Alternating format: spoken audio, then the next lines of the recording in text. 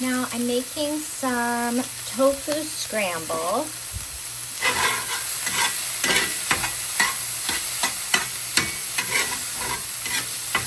First, you just want to cook the tofu by itself in the pan until you have a lot of the brown spots on the tofu.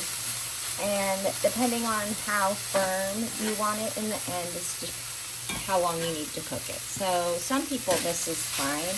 I prefer lots of brown just because I don't know why. I just like it.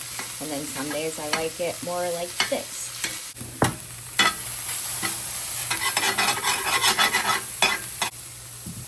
Now I'm adding fresh turmeric root.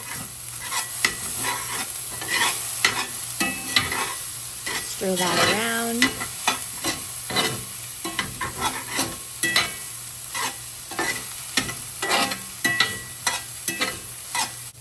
Fresh black pepper, kala namak, onion powder, garlic powder, and thyme. Stir that around.